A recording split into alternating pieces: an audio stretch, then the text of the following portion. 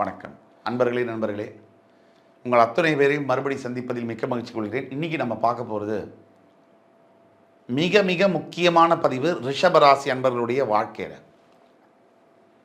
இந்த வீடியோவை முழுசாக பாருங்கள். கண்டிப்பாக உங்களுடைய ஃப்ரெண்ட்ஸ், ஃபேமிலிஸ் அண்ட் ரிலேட்டிவ்ஸ்க்கு தயவுசெய்து ஷேர் பண்ணுங்கள். ரிஷபராசி காலபுருஷனுடைய 2ஆம் வீடு, சந்திர பகவான் உச்சம் பெறக்கூடிய, சுக்கிர பகவான் ஆட்சி பெறக்கூடிய வீடு. ரிஷபராசி என்பாலே 12 ராசிகளில் நம்பர் 1 பொறுப்பு, ஓனர்ஷிப்பு, அடுத்தவங்களுக்கு உதவி செய்கிறது, அதுக்கு ரிஷபராசிக்கு முதலிடம் கொடுக்கும். அதே மாதிரி ஏமாறுறதுலையும் ரிஷபராசிக்கு தான் முதலிடம் கொடுத்தே ஆகணும். உங்கள்கிட்ட இருக்கக்கூடிய நிறைகளையும் சொல்லிட்டேன், உங்கள்கிட்ட இருக்கிற குறையும் சொல்லி தான் ஆகணும். அடுத்தவங்களுக்கு உதவி செய்கிறதுல உங்களை மிஞ்சிக்க உங்களுக்கு ஆளே கிடையாது உலகத்தில். அதே மாதிரி உதவி யார் யாருக்கு செஞ்சீங்களோ அவங்கள்ட்ட ஏமாறுறதும் நீங்கள் தான் முதலிடம். அது மட்டும் இல்லை, எந்த விஷயத்துக்கு எவ்வளவு கோவப்படணும், எது நல்லது எது கெட்டதுன்னு இன்னுமே உங்களுக்கு புரியலையே. இன்னுமே உங்களுக்கு புரியல. யார் யாரோ தேவையில்லாதவர்கள்லாம் சொன்னதெல்லாம் நம்பி உங்கள் வாழ்க்கையை தொலைத்து விட்டு நீங்கள் நிற்கிறீங்க. தேவையில்லாத வார்த்தைகள், தேவையில்லாத அட்வைஸ் எல்லாம் கேட்டு இன்னைக்கு வாழ்க்கை காணா போச்சு. இந்த ரிஷபராசியில் 3 நட்சத்திரங்கள் வரும்: கிருத்திகை, ரோகிணி, மிருகசீரிடம். கிருத்திகை நட்சத்திரம் 2ஆம் பாதம் தொடங்கி 3, 4, ரோகிணி நட்சத்திரம் மொத்தம் 4 பாதங்கள் 7, மற்றும் மிருகசீரிட நட்சத்திரம் முதல் 2 பாதங்கள் உடைபட்ட நட்சத்திரமாக வரும். கிருத்திகை என்பது சூரியனுடைய நட்சத்திரம், ரோகிணி என்பது சந்திரனுடைய நட்சத்திரம், மிருகசீரிடம் என்பது செவ்வாயுடைய நட்சத்திரம். சுக்கிரனுடைய வீட்டில் சூரிய சந்திர செவ்வாய் வாசம் செய்கிறார்கள். இந்த ரிஷபத்துக்கு 4ஆம் இடம் என்பது சூரியனுடைய வீடு, 3ஆம் இடம் என்பது சந்திரனுடைய வீடு, 7ஆம் இடம் என்பது செவ்வாயுடைய வீடு. 7, 12 செவ்வாயுடைய வீடு. 3, 4, 7, 12 இந்த தொடர்பு உங்களுக்கு இருக்கு. 3, 4, 7, 12. ஒரு எடுத்துக்காட்டுக்கு உங்களுடைய ராசியில் ரோகிணி நட்சத்திரத்தில் ஒருத்தர் பிறகுறாருன்னு வச்சுப்போம். 10 வருட திசை, சந்திர திசை முழுசாக இருக்குன்னு வச்சுக்கோம். அடுத்து வரக்கூடிய மிருகசீரிட நட்சத்திரம் செவ்வாயோட திசை ஒரு 7 வருஷம் இருக்குன்னு வச்சுப்போம்.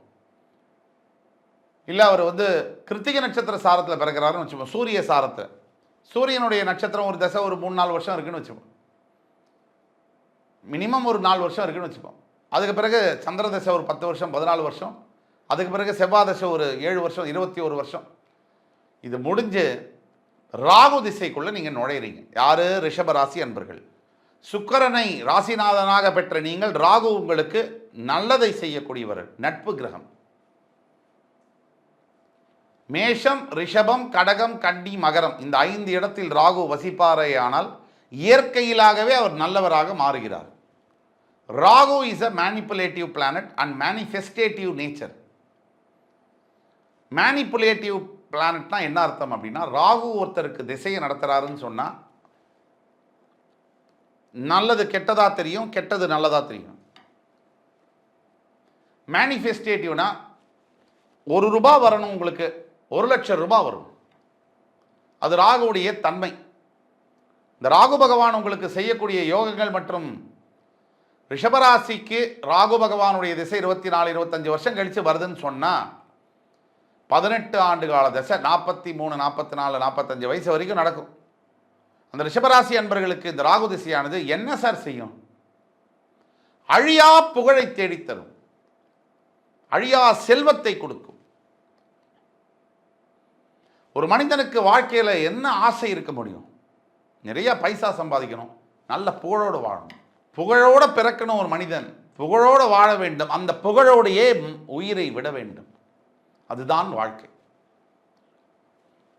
கண்ணதாசன் மறைந்து விட்டார். அவர் மறைந்து 40 வருடங்கள் ஆகியும் நம் வாயிலிருந்து மறையவில்லை. மகாத்மா காந்தி மறைந்து விட்டார். 75 ஆண்டுகள் ஆகியும் அவருடைய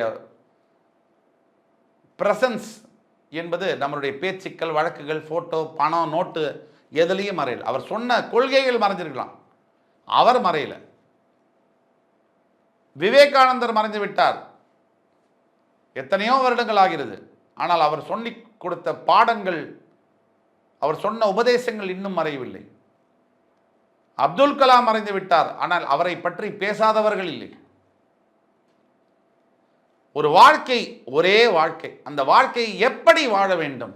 ரிஷபராசி அன்பர்களே,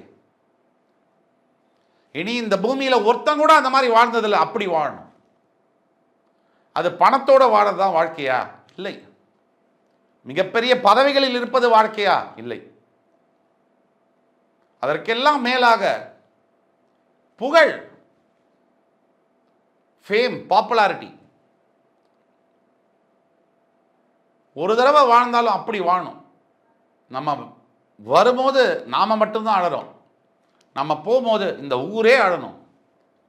அப்படிப்பட்ட வாழ்க்கையை நீங்கள் வாழ வேண்டும்.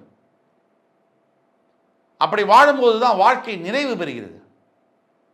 ஆக ரிஷபராசி அன்பர்களுக்கு 24 ஆண்டுகளுக்கு பிறகு யாரேனும் ரிஷபராசி அன்பர்களுக்கு இந்த நிலையில் ராகு திசை வருமானால் உங்கள் வாழ்க்கையானது சூப்பர் ஸ்டார் அளவிற்கு உயர போகிறது என்பது நிதர்சனம்.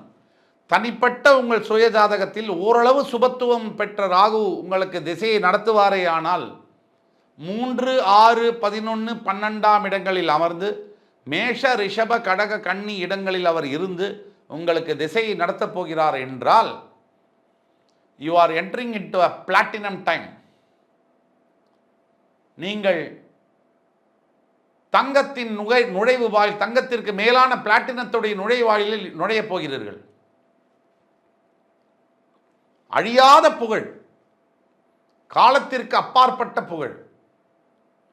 இந்த உயிரானது பிறப்பும் அல்லாத இறப்பும் அல்லாத ஒரு இதுதான் இந்த ஆத்மா. இன்னைக்கு இந்த உடம்புக்குள்ள இருக்கு, நாளைக்கு வேறொரு உடம்புக்குள்ள இருக்கும். முன்னாடி ஏதோ ஒரு உடம்புக்குள்ள இருந்தது. ஆனால் இந்த வாழ்க்கை, இந்த உடம்பில் இருக்கக்கூடிய இந்த வாழ்க்கை, இந்த ஆத்மா செய்யக்கூடிய காரியங்கள், இது மறுபடி 10 உடலிற்கு தாவி சென்றாலும் கூட இப்பொழுது இது செய்த சாதனைகள் மற்றும் இது அத்தனை புகழ். எம்ஜிஆர் மறைந்து விட்டார், தினசரி அவர் இல்லாமல் அரசியல் இல்லை. அவர் செய்தது என்ன? கொடை வள்ளல், யாருக்கும் இதையும் கொடுத்துட்டார். அப்படிப்பட்ட வாழ்க்கை எம்ஜிஆர் வாழ்ந்த வாழ்க்கை. 3 எழுத்தில் என் மூச்சிருக்கும், அது முடிந்த பின்னாலும் பேச்சிருக்கும் என்று தன்னுடைய மரணத்திற்கு பிறகும் தன்னுடைய புகழ் நீடித்து இருக்கும் என்று அன்றே 50 ஆண்டுகளுக்கு முன்னாடியே தீர்க்கதரிசியாக சொன்னவர். 3 எழுத்தில் தன் மூச்சிருக்கும், அது முடிந்த பின்னாலும் பேச்சிருக்கும். அப்படி இருக்க வேண்டும் ரிஷபராசி என்பவர்களே உங்களுடைய வாழ்க்கை. அந்த நேரம் என்பது வரப்போகிறது அடுத்த ஆண்டு. அதை பயன்படுத்திக் கொள்வது உங்களுடைய கையில் தான் இருக்கு. இதுவரைக்கும் எண்ணவே முடியாத, இதுவரைக்கும் யோசித்து சிந்திச்சு பார்க்க முடியாத அளவிற்கு சினிமா துறையில் இருக்கக்கூடிய அன்பர்களுக்கு, ரிஷபராசி அன்பர்களை குறித்து வச்சுக்கோங்க. எட்டாத உயரத்தை தொடப்போகிறீர்கள் அன்பர்களே. உங்களை நோக்கி வாய்ப்புகளும் வசதிகளும் வந்து சேரும். புகழ், அழியாத புகழ். புகழ் என்பது எல்லோரும் வாங்கக்கூடியது. அழியாத புகழ் என்பது ஒரு சிலருக்கே அமையக்கூடியது. 40 ஆண்டுகளுக்கு 50 ஆண்டுகளுக்கு முன்னாடி, 40 ஆண்டுகளுக்கு முன்னாடி இறந்து போன எம்ஜிஆர் 35, 36 ஆண்டுகளுக்கு முன்னாடி இறந்து போயிட்டார். இன்னைக்கும் அவர் பேச்சு இல்லாமல் எதுவுமே நடக்காது. தமிழ்நாட்டு அரசியலே கிடையாது. அவரை விட்டுட்டு அரசியல் நீங்கள் பண்ண முடியாது. அவர் பேர் சொல்லாமல் எந்த மேடையிலையும் பேச முடியாது. இது எவ்வளோ பெரிய சாதனை. இன்னைக்கும் யாராவது அவர் கூட பழகினவங்க, பேசினவங்க, இன்டர்வியூ கொடுத்தாங்கன்னா யூடியூப்பில் நம்ம கேட்குறோம், எனக்கு அந்த உதவியை பண்ணார் சார், எனக்கு இந்த உதவியை பண்ணார் சார். அப்போல்லாம் மீடியா கிடையாது, தெரியாது. அதெல்லாம் இப்போ தான் தெரிய வருது. தன்னுடைய சம்பாதித்த அனைத்து சொத்துகளையும் காது கேளாத அனாதை குழந்தைகளுக்கு எழுதி வைத்த ஒரு நடிகரை பார்த்துருக்கீங்களா? அந்த மகான் தான் எம்ஜி ராமச்சந்திரன். நாம ஏதோ ஒரு காணி, ஒரு சென்ட் நிலம் இருந்தாலும் நமக்கு கொடுக்க மனசு வராது. ஒரு மனுஷன் உடல்ல அவ்வளோ பிரச்சனை இருந்தும் ஓடி ஓடி சம்பாதிச்சு இந்த மக்களுக்காகவே வாழ்ந்து, மக்களுடைய பிரச்சனையை தாம் பிரச்சனையை எடுத்துக்கிட்டு மக்கள் தலைவராக முன்னாடி நின்னார் இல்லையா? அந்த வாழ்க்கை தான் உங்களுக்கு வரப்போகுது. அதுக்கு தயாராகுங்கள் ரிஷபராசி அன்பர்களே. உங்கள் முயற்சி மட்டும் போதும். நீங்கள் என்ன செய்யணும்னு சொன்னால், விஷ்ணு கோவில்கள் இல்லை கிருஷ்ணர் கோவில்களில் அன்னதானம் செய்யணும். ரிஷபராசி அன்பர்கள் பெருமாளுக்கு அன்னதானம் செய்யும் பொழுதும், வஸ்திரதானம் செய்யும் பொழுதும், ஏழை எளியவர்கள் மக்களுக்கு தானம் செய்யும் போதும், அடுத்த ஆண்டு புதிய வாழ்க்கை உங்களுக்கு தொடங்கி பிரமாதமான வெற்றிகளை குவிக்கப் போகிறீர்கள். ரிஷபராசி அன்பர்களே,